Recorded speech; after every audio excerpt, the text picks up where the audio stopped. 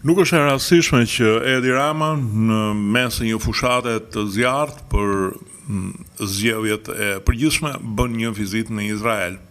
Është një vizitë e cila ka ngjallur shumë pikpyetje. Së pari, pse bëhet në mes të fushatës, së dyti, pse në këtë moment në Izrael, në një kohë që Izraeli është një shtet i cili ka marrë kritika të mëdha qoftë edhe nga miqtë e tij për shkak të luftës në Gaza, apo ka vajtur për të diskutuar për marrjen e një kontingjenti palestinezësh që të strehojnë në Shqipëri. Do përpiqem t'ju jap të treja këtyre arsyeve, të treja këtyre pyetjeve, më saktë, sepse arsyet janë të Ramës, pyetjet janë të publikut, një lloj shpjegimi. Atëherë, së pari, duke nisur nga fushata elektorale, nuk është se kjo fushatë elektorale është nga ato që e kërkon me do e mos prezencën e Ramës, jo për faktin se janë të tjerët që e mbulojnë, sepse askush tjetër nuk po e mbulon. Rama e ka marrë përsipër vetë që të gjithë përplasjen elektorale në media, por për faktin sepse ai që ka përballë Berisha, me thënë drejtën, është i lodhur.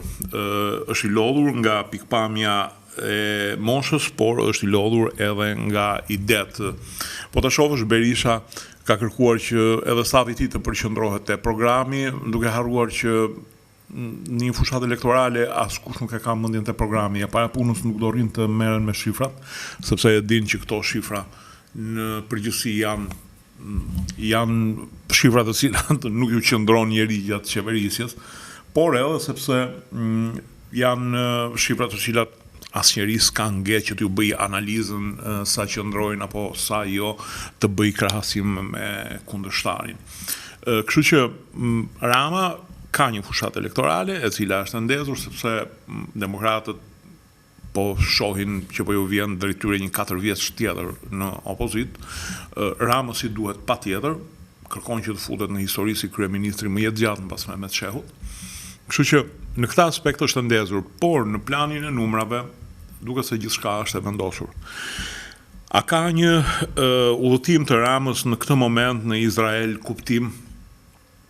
Duhet të shpjegoj që Izraeli në një farë mase është sa i vogël nga sipërfaqja e territorit dhe nga numri i popullsisë, krahasuar sidomos me shtetet që e rrethojnë, ku rrethohet nga 600 e sa milion arab.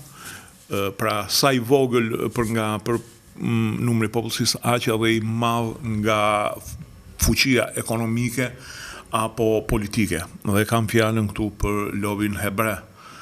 Duhet të them që Izraeli është një ndër të paktat vende që njohu Kosovën, por ka edhe marrëdhënie me Serbinë, dhe sidomos nga vendet e vogla.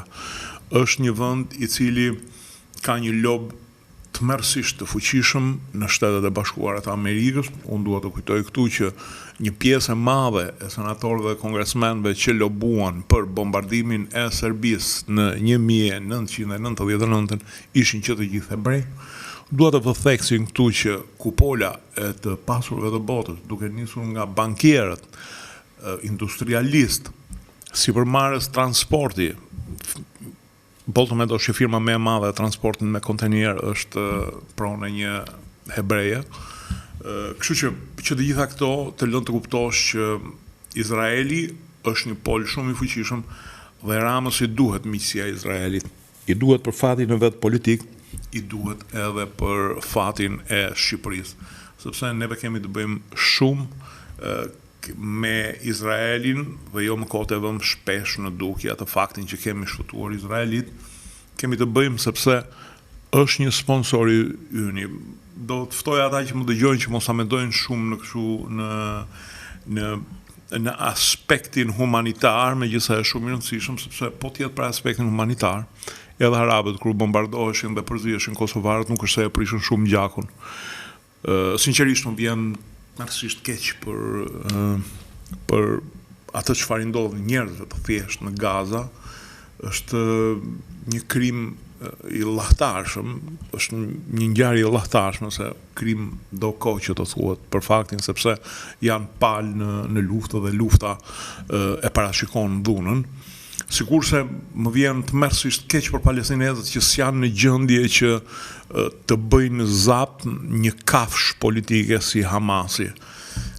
Duhet të them këtu që dikush mund të thotë që more shiko se populli s'ka faj, çfarë mund të bëj populli për dikë që e ka komandën. Duhet të them që dua të rikujtoj që palestinezët në përgjithësi janë të grupuar nëpër klane, nëpër fisa dhe fisat janë shumë të fuqishme, aq të fuqishme sa që mund të bëjnë zap edhe Hamasin. Mirë po shumë prej këtyre fisave nuk janë kujtuar që të bëjnë zap Hamasin në mënyrë që të ngjallin keqardhjen botërore e cila do të detyrojë Izraelin që të ulet në bisedime. Dhe për sa i përket pastaj marrjes palestinezëve në Shqipëri, dua të rikujtoj këtu që është një teori e hedhur poshtë nga mbreti i Jordanisë edhe nga qeveria egjiptiane, pra dy vende të cilat kanë afrimitet racor, afrimitet fetar me palestinezët, afrimitet kufitar, madje Jordania 80% të popullsisë ka palestineze. Por këta e kanë hedhur poshtë. Më duket fanta politik që Rama të marrë përsipër të sjellë këtu 2 milion palestinezë, do të jetë një gallate e madhe. Nuk them çmenduri e Ramës se s'ka për të ndodhur, se nuk ka logjistikën për të futur këtu 2 milion palestinezë, por më duket e pamundur, kështu që unë nuk e shikoj këtë si një mundësi për të marrë palestinezët dhe për t'i prur këtu, sepse ky vend pastaj do quhej Palestinë, nuk ishte kuptim të quhej më Shqipëri. Dhe e ka të pamundur sepse reagimi i opinionit publik në këtë moment do të jetë padyshim i egër. Nuk bëhet fjalë më për ca mujahidin që i ke futur në një kamp në Shiak, apo ca afgana që i ke futur në një hotel në Lezhë, sepse janë masa që nuk ndikojnë në raportin demografik të popullsisë. Por të futur qoftë edhe 100.000 palestinezë ndryshon në mënyrë drastike ekuilibrat, dhe duke qenë se do t'i futush që gjithë në ulësirën perëndimore, se s'ke për t'i çuar në Skrapar apo në Tropoj, ku edhe dëmësia e popullsisë është më e madhe, dëmësia e popullsisë shqiptare, aty padyshim pastaj krijohen probleme të cilat nuk i kalon dot më me emisionin e mëngjesit. Si gjithmonë në fund ju rikujtoj të bëni pjesë e programeve tona në YouTube, Dritare TV dhe të kanalit Rudina Xhunga. Faleminderit.